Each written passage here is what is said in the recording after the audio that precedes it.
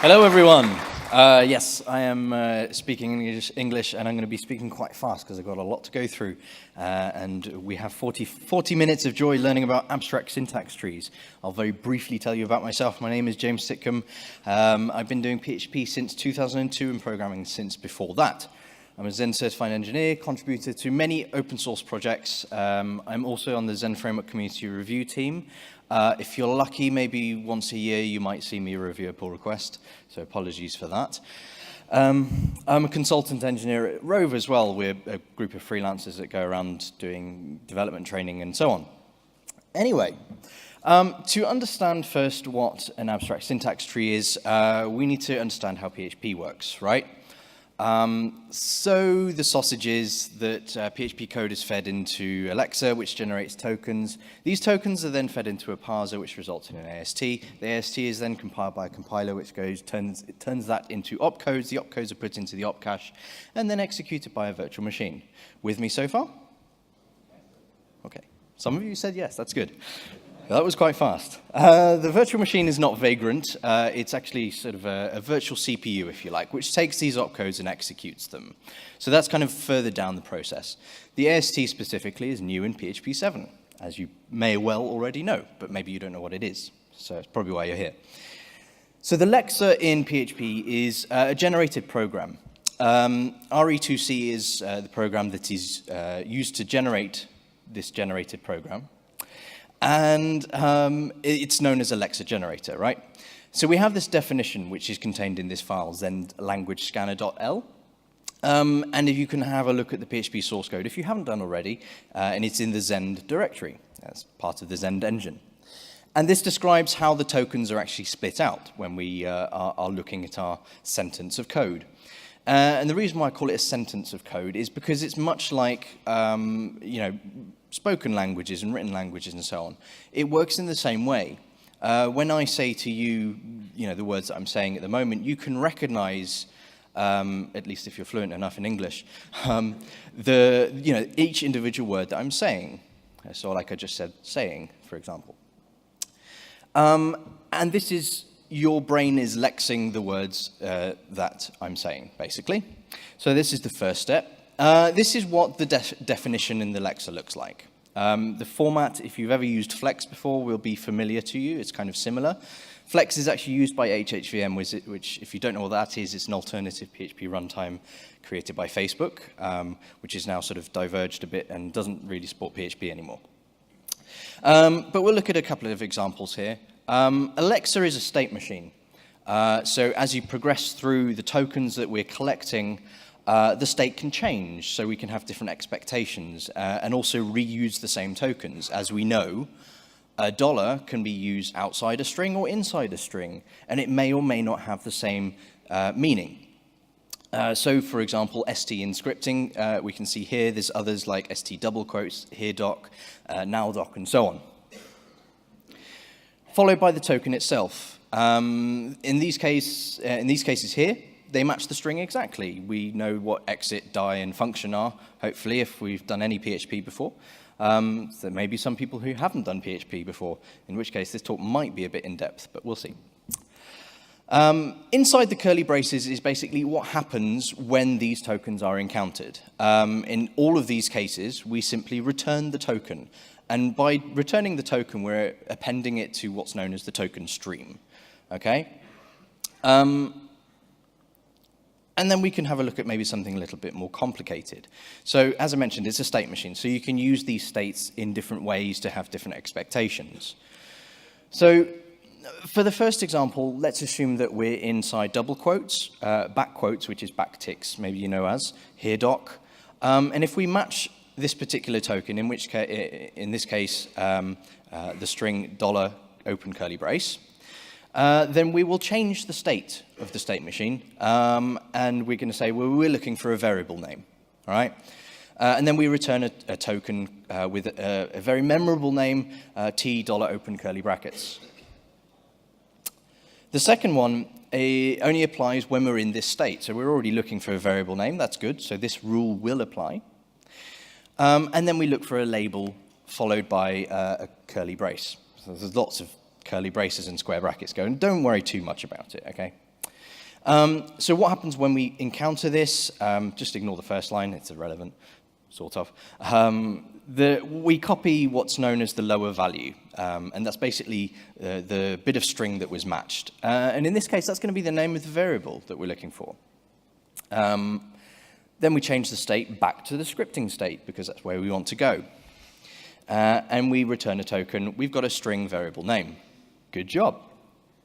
So, given that syntax definition, we pass it into this program, re2c or re2c, depending on how you like saying that, and it generates a C file. You can actually go into the PHP source code and run re2c --no generation date -case inverted -cbdf -o a.c zend language scanner.l. And don't clap, I read it from the slides there. Come on. That C file is actually a program. You can run it, it won't really do anything useful or interesting, but that is used by PHP to do this lexing process. So then we pass these tokens onto the parser. The parser works in a very similar way. It's also a state machine. So we have another definition, of course. This is Zend language parser.y. And this contains the definition. It starts getting a little bit more complicated. But you know why? It's because languages are complicated. Real languages are also complicated. And although I could say a load of words, any random words in any random order, it would make no sense. You'd recognize them as words, but they would make no sense. So we have this second step to understanding languages, and the same applies for computer programming languages. So in this case, we're trying to make sense of the words, and we have to match them in a specific order, and that's what a parser does. So we're going to try and understand the main parts here, right? These are a couple of the definitions for an if statement. It's a little bit complicated. Let's break it down. There are two definitions. There's if statement without else. I've not added, for brevity on the slides, because otherwise the slides would be enormous, the definitions for an expression and a statement. They're pretty generic things in any programming language, an expression and a statement, right? An expression returns something, a statement doesn't. That's the only difference. But it's basically a bit of code. So we'll look at if statement first. Basically, this says an if statement can be an if statement without else on its own. There is this precedence operator. We don't have to worry too much about what it is, but if it means anything to you, it means it's left associative. All right? Or we can also match an if statement without else, followed by the else token, followed by a statement. So as I mentioned, the statement is not on this slide, but there's a whole big definition for how that works. But it's recursive, right? We need to know what an if statement without else is that was defined in if statement. We need to look at this definition for if statement without else. And an if statement without else can be the if token followed by the literal open parenthesis, followed by the whatever the definition of an expression is, followed by the literal close parenthesis, followed by a statement. And again, the statement definition is not there, but it's a statement, right? Or it can be an if statement without else, so it can be itself. And that allows you to chain up if, else if, else if, else if, else if, else, right? And then, so it can be an if statement without else, followed by an else if token, followed by an open parenthesis, followed by an expression, followed by a closed parenthesis, followed by a statement. All right, let's try and make this a bit more visual, shall we? Because that's maybe not quite so easy to understand. So the first one, if statement without else, is actually not including the else if, matches in if statement, followed by bracket, expression, bracket, statement. Now the statement, just for clarity, includes the curly braces, okay? The purple block also matches the same rule, because it matches an if statement without else, i.e. the inner if statement without else, followed by the else if token, followed by a open parenthesis, an expression, the closed parenthesis, and the statement. And finally, the outer one matches the different rule. It matches the if statement, because it matches an if statement without else, followed by a statement. Okay? And just a reminder, the statement includes the curly braces. So that whole block, apart from the if statement itself. So going back to the definition, I want to point out the curly brace parts, right? Basically, just like the lexer, this is what we do if we encounter these particular parts. And there's something important to point out that's kind of relevant to this talk, is that we're calling this function called zend ast list add. We're creating an AST here, okay? If we look at PHP 5.6 for comparison, the grammar is very slightly different, but don't worry too much about it. But note the curly brace statements, it calls a function called zend do if cond. And in this function, we are emitting opcodes directly, right? And that's the big difference. That's where the AST comes from. So the AST is new in PHP 7. And going back to the first diagram, let's remind ourselves the result of the parser in PHP 7 is AST, where previously it was the opcodes directly. So the parser and compiler steps are kind of combined, sort of, ish. So the opcodes are then executed on this virtual machine. So let's try and simplify, because I think I may have lost some of you. Who's lost? Some of you, okay. Fine. First of all, I haven't explained what an AST is. Okay, I should probably do that, right? It's a data structure. That's all it really is. There's nothing too special about it. An AST specifically is a representation of some code, not even necessarily PHP code. It's a representation of code. It's a data structure. It can be modified, and obviously if you modify this data structure that represents code, you're going to modify what the code does. And we're looking to how we can leverage that later. It also contains things like metadata, like what line of the piece of code is on, what file it's in, and things like that. An AST can also be unparsed, so that is you examine the data structure and you can turn it back into code. It may not necessarily contain the same formatting as it did before, because we may not store all the formatting data, but it will be there.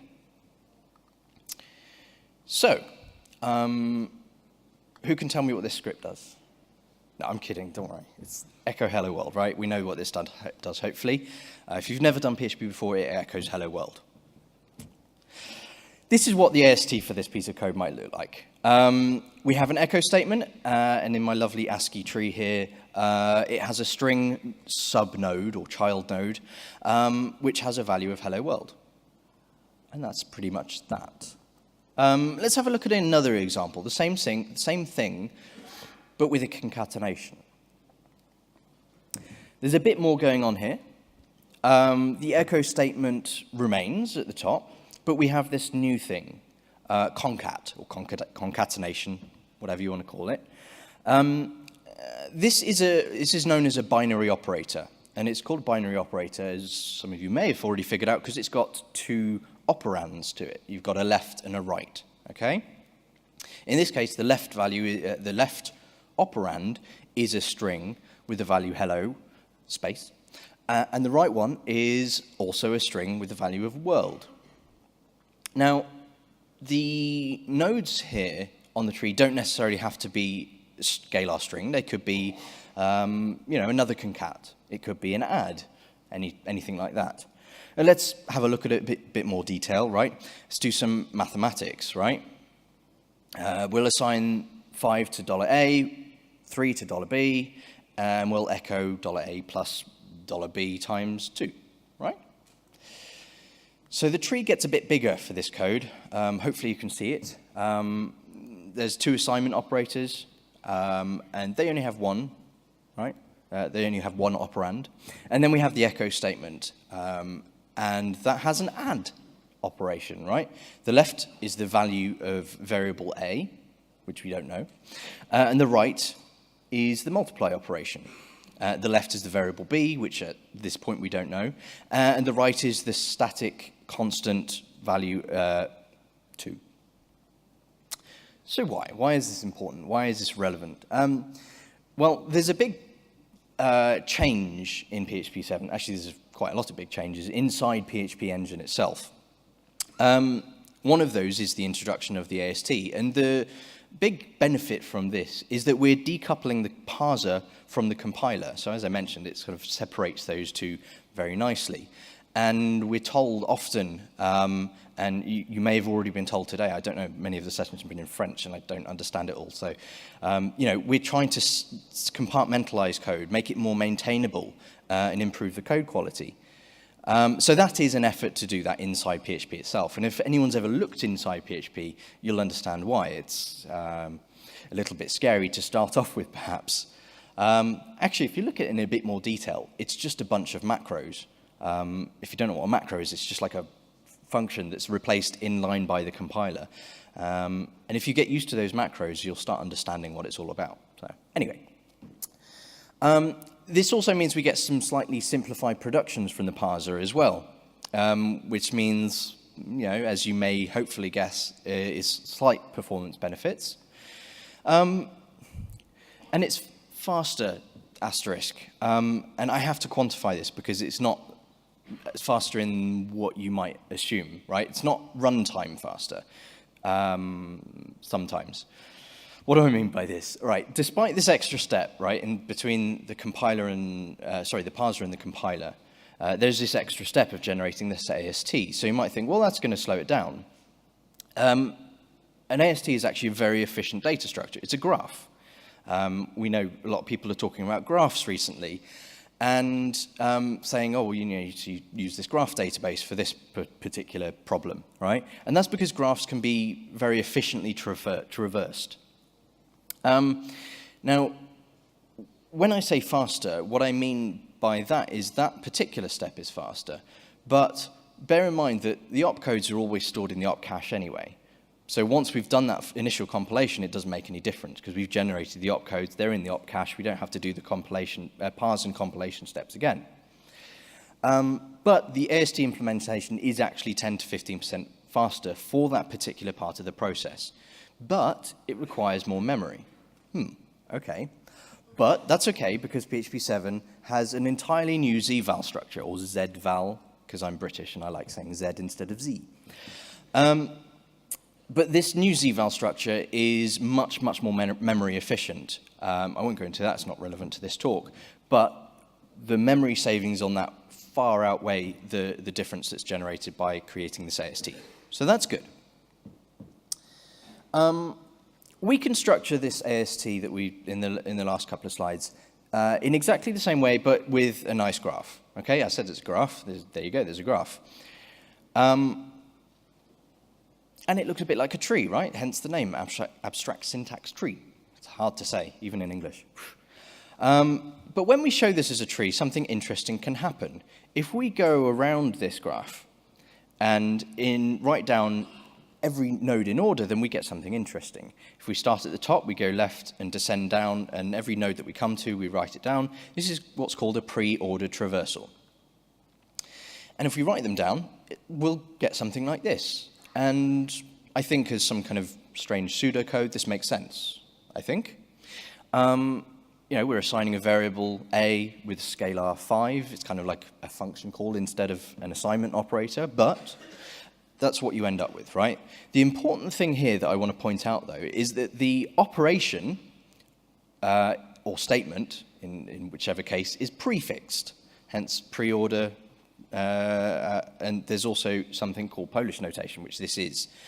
And these notations allow us to see order of precedence. This is very easy for a human to read, I think.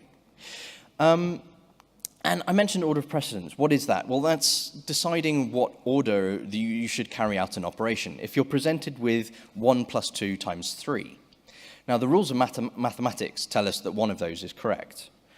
But you could interpret that in 2 separate ways, depending on what rules you want to adhere to, whether you want to adhere to mathematics rules or just some made-up rules. So the order of precedence is important, and it tells us which order to complete these calculations. And the same applies with programming. When we write that out with Polish notation, like we just saw, the result becomes obvious, right? We know that the add operator takes 2 operands. So reading left to right, the first operator is the add. We know that the add operator takes 2 operands. It's got an arity of 2 and more technical terms, right? The left one is the value 1. The right one is another operator. Right? So we need to evaluate it. So we can evaluate the inner statement as well. We know that the operator is multiply. We know it takes two things. We've read each node. We've consumed those two nodes. And so we know they're just numbers. We can multiply and get 6, right? So then we have 6, and then we can pass that back as the parameter to the add, because we figured it out, and we know that the correct answer is 7. But of course, if the order of precedence is different, then we would do that sum differently. But writing it down in Polish notation like this allows us to see which is the correct order. Reverse Polish notation is kind of similar, except we write it a different way. Okay?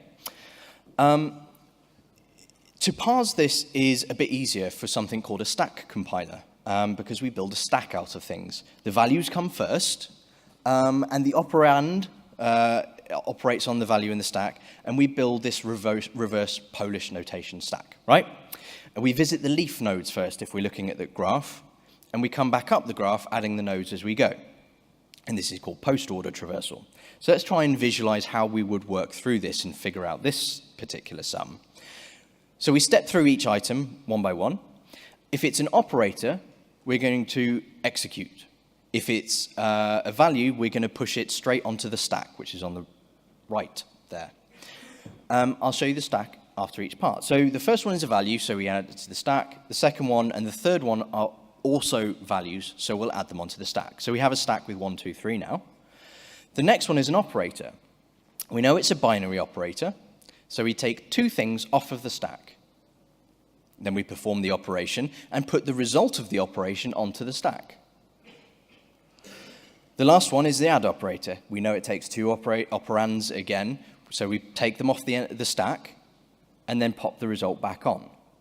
There we go. We've reached the end of the input, and the final result is the last thing on it should be the only thing left on the stack. If you've got more than one thing left on the stack, or you've got no things left on the stack, then it's probably broken. So, we're now armed with some very dangerous knowledge. We can now write a compiler. We'll write it in PHP, since this is a PHP talk and we're at a PHP conference, so hopefully it's understandable at least. Don't use it in production, because it's terribly written, right? It's not very optimized code. It's only for educational purposes, and don't use it in production. Did I say that? Don't use it in production. Okay, but the code is there. You can have a look at it on my GitHub. If you go to github.com/asgrim/basic-maths-compiler, and note I wrote maths because I'm not American. Sorry, Larry, wherever you are. Yes. First up, we need to define our language. We're going to use just basic sums, so add, multiply, subtract, divide, nothing else. We're going to allow white space, but we're going to ignore it. We're going to use only positive integers as input, right? So we're not going to deal with negatives or decimal places or anything like that, and it makes it much simpler, okay? And we're also only going to support one line of input, and that also makes things much simpler. We're also going to say that there's no way of overriding the order of precedence. So therefore, you can't put brackets on and say, oh, execute this bit first. So we'll ignore that, because as soon as you start introducing that, it gets really complicated, and I've only got a limited amount of time. So step one is that we write a simple lexer. And it is quite simple. If you are comfortable with regular expressions, that's all you need to use, really, to write a lexer. Because you're just trying to identify strings of characters, right? Note that all of them have an anchor to the start of the string. If you're not familiar with regular expressions, that's the circumflex at the start, and that says, I must always match the start of the string, and we'll see why. And that means we don't match anything later on. So this is the loop that we go through. We give it some string, or the code, if you like, as input, and we loop through and analyze the offset each time. Each time we match something, we're going to move the offset on by the length of the lexeme that we matched. The lexeme is just a fancy word for the thing that we matched, all right? And then the matching method is very straightforward. You just loop through those regular expressions and try and match them. If we encounter one of the regular expressions that matched, then we create this token object. We give it the lexeme, that's the thing we matched, and pass it back. Great. And we've created a string of tokens, or stream of tokens, I should say. And that's it, that's the lexer. Very straightforward. Now we can parse the tokens that we've got. First up, we need to decide the order of precedence. That's very important because we need to know what order to execute things if we've got some kind of conflicting or anything more complex than 1 + 1 or something like that, right? In this case, we're going to use the standard rules of mathematics. Multiply is the highest order of precedence, therefore has the highest number, and subtract has the lowest. And the numbers matter, right? The higher the number, the more important that is. All right, so we're going to loop over the tokens that we get, and we're going to use 2 stacks. We're going to use an output stack, which is going to form the result of this operation, right? And a temporary operator stack, which we're going to use to chuck stuff in as we go through. Operators, as you might have guessed already. So we'll look how we deal with operators. If it's an operator, we've got quite a lot going on here. Basically, each operator token is pushed onto the operator stack. However, on each iteration, if any are found, we'll look at the operator stack at the end and see if it has a higher precedence. If it does, then we pop it from the operator stack and push it onto the output stack. And you'll see why that becomes important because we'll try and visualize this in a moment. And finally, at the end of this big old loop, we'll pop off any operators from the operator stack and push them onto the output stack. Okay? So let's visualize this, right? We'll look at it a different way. Hopefully it makes more sense. So we're going to sequentially loop through the input, right? It's a loop. So the first is a token. The first token, is a value, so it goes straight onto the output stack. The next is the add operator. It's an operator, so we push it onto the operator stack. Before we did that, we checked if there's anything of higher precedence in the stack. There isn't, because there's nothing in there, so it's fine. The next is a value, so we add that onto the output stack. And then the next is the multiply operator. So we check the stack and say, is there anything with higher precedence, i.e. higher number, than me? No, it's an add, so it has a lower order of precedence. So that's fine. We can add that onto the operator stack. The last is a value again, so we'll put that straight on the output stack. And then we'll loop through all the operators and push them onto the stack, onto the output stack. And you can see this format is familiar. I've shown you this already. This is reverse Polish notation. And this is how we've done that, right? We've calculated that reverse Polish notation format for our string. Basically, we just reordered it, right? Kind of fancy way. Then we need to be able to create the AST. So the next part of the process is we'll get this stack of tokens from in reverse Polish notation order, and we can use a stack compiler pattern in order to go through this. We'll progress through the stack in a loop again. IP is the instruction pointer, and that tells us which instruction that we're looking at. That becomes useful, not necessarily in this example, but if you did want to add things like brackets for changing the order of precedence, then it allows you to rewind through the stack and reprocess things or go forward and things like that. But we won't worry about that because it gets complicated. All right. If it's a value, it's very simple. We create this integer AST node. It's just a data structure. There's nothing scary about it. In this case, I've opted to use objects. You could use arrays if you like, but I used objects. I like objects. The node structure should have all relevant metadata. In this case, the metadata that's useful is the lexeme that's matched, cast to an integer, because it's a number, right? We want to know what the number is. Otherwise, it's not all that useful. If it's an operator, then we pop the last 2 things off the stack. And we say, well, these are our left node and our right node. And that's all it is, right? So there we have it. We would end up with an abstract syntax tree that looks something like this. We have all the nodes that we expect, and we read this, and it kind of makes sense if we read it bottom first and go up, and we can evaluate that, right? And so that's what we're going to do next. We're going to execute it. We're going to create our tiny virtual machine. So this is our main compile node function. It is a recursive function, as you'll see shortly. And there's a good reason for this, right? It makes it a bit more efficient. If it's a binary operator, we're going to call another function we'll look at in a moment. If it's a scalar integer value node, then we just return the value. That's all we need to do in order to perform this operation. We don't have any of the kinds of nodes because we ignore white space, so that's it. In the compile binary operator function, this is where the magic happens, right? This is where we do the sums, right? I want to point out that we don't know the type of the left and right.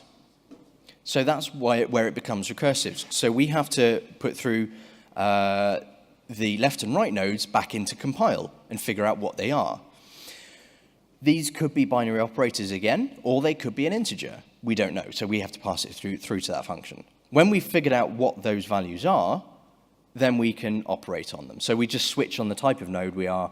If it's an add, we'll add them. If it's multiply, we'll multiply them, and so on. And obviously, you can do funky things like change what each operator does and say, make add do a multiply and things like that. But that's going to be very confusing to program. So what does this mean for you, right? On the surface, you may be thinking, well, this doesn't seem very relevant to my day-to-day work. And it's somewhat relevant, though, right? It allows us to write terrible code still, all right? And that's kind of one of the key tenets of PHP 7 is basically the goal was to make rubbish code run faster. That's not my quote. That's Rasmus, all right? Except he uses a slightly different word, but yeah.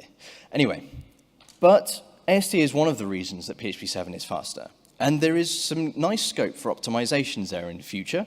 There's not much optimization of the AST going on, but we can learn from other languages that do use AST, because most other languages do already use an AST.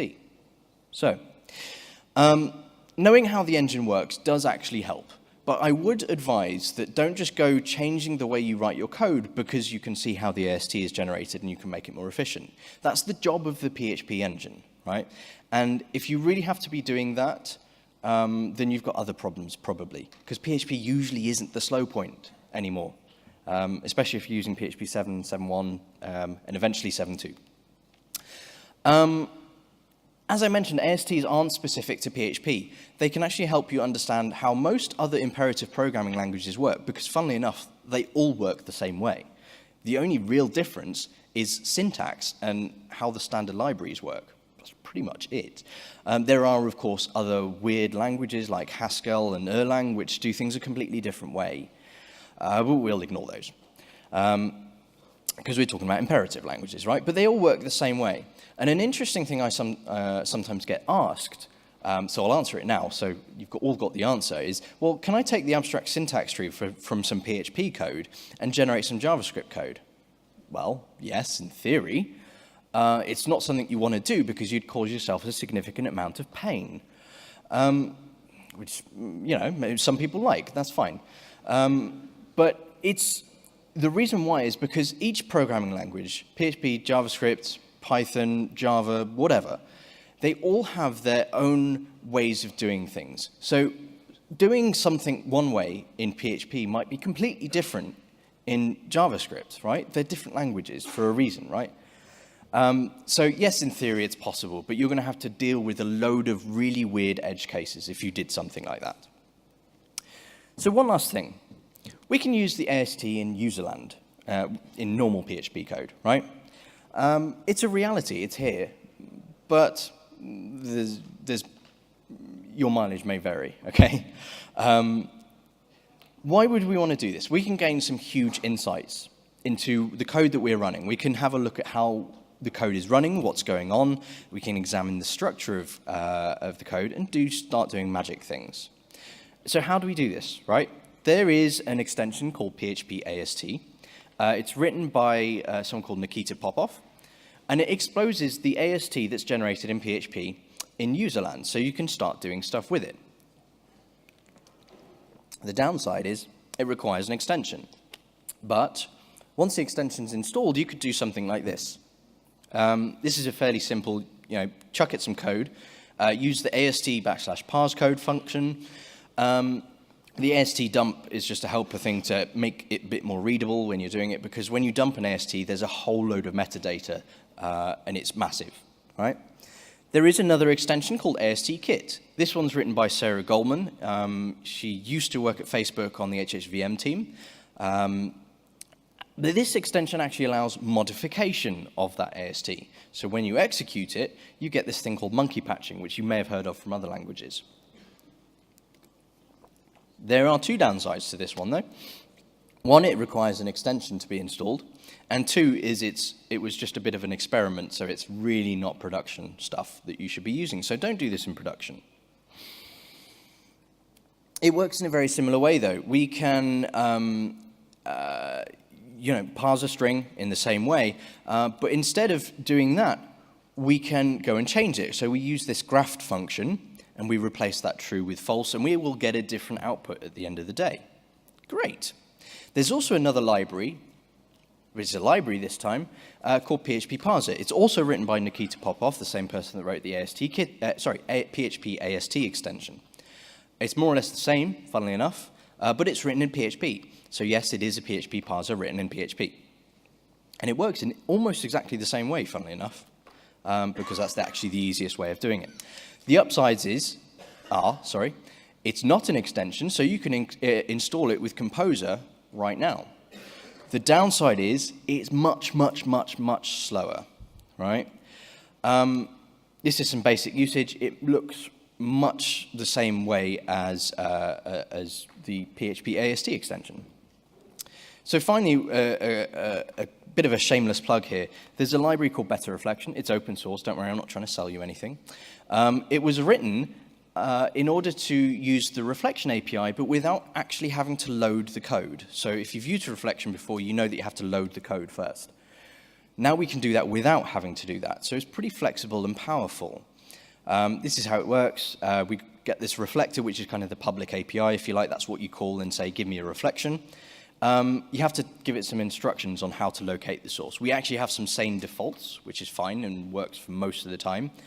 And we used the PHP parser library from Nikita Popov to actually do the AST generation. And then that returns the reflection itself. So the API is pretty similar. This is what you do in normal reflection. In better reflection, it's a few more kind of characters, hey, whatever. And the same defaults are used there. So that is, if your classes come from files, it's going to work fine because we do some magic underneath. Using better, if we look underneath, we can see those defaults. The source locators, we look for PHP internal code. We look for eval code if you're evil enough to be using eval.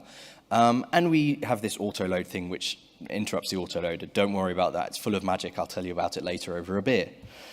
But given a class structure, if we have the AST for this class, we can look at it and say we have all the information we need to figure out to reflect on that code, right?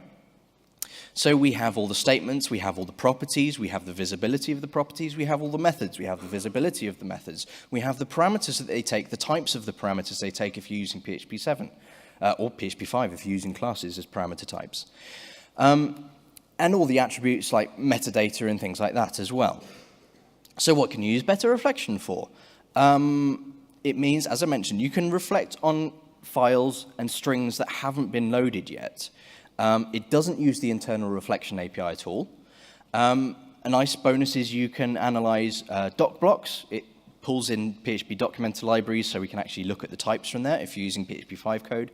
That may be useful for migrating, perhaps. It's kind of getting a bit less relevant with PHP 7 come along. But there's a lot of potential for static analysis stuff going on here. And one kind of fun thing is the monkey patching that I mentioned earlier. You can actually do that with better reflection. So given a class like this that returns the number 5, we can reflect on that class. We're using a specific source locator. Don't worry too much about that. Obviously, you have to make sure we haven't loaded the class yet. And then we can use this autoloader that we've built into better reflection. We can use a set body from closure, and we can give it a closure, and we can make that class return 4 instead of 5. Ooh. Now, don't do this in production because it's a terrible, terrible idea. This is sort of something you would do perhaps before your, in your build process before you deploy, but this is not runtime stuff, right? It is sort of experimental, okay? So just to summarize, for the PHP engine, an AST is a much, much more efficient data structure to use to go through code, right? It works nicely for computers. AST means that the compilation step specifically is faster, ignoring the op cache, right? Let's say we turned off the op cache, you would notice it's faster than it used to be. But no one really turns off the op cache anymore, which is good. And it allows separation from the PHP engine and the compiler. There are components in concepts that can be used in the userland. We've got the PHP parser library, we've got better reflection, and we also have lots of opportunity for static analysis. Tools like Execat, which uses its own AST, Fan, we've got PHP Stan as well, which I haven't listed on the slide, but there are tools out there that you can add to your build chain and try and help you improve your code quality. So that's pretty much it, and I think I'm out of time, unfortunately. But I'm around, so if you want to ask me some questions, please do. Thank you very much, folks.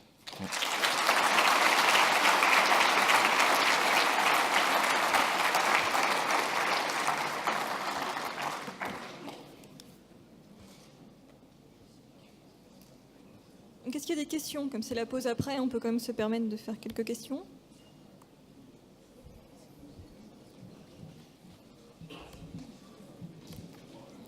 Hi. Hi, James. Oh. Sorry.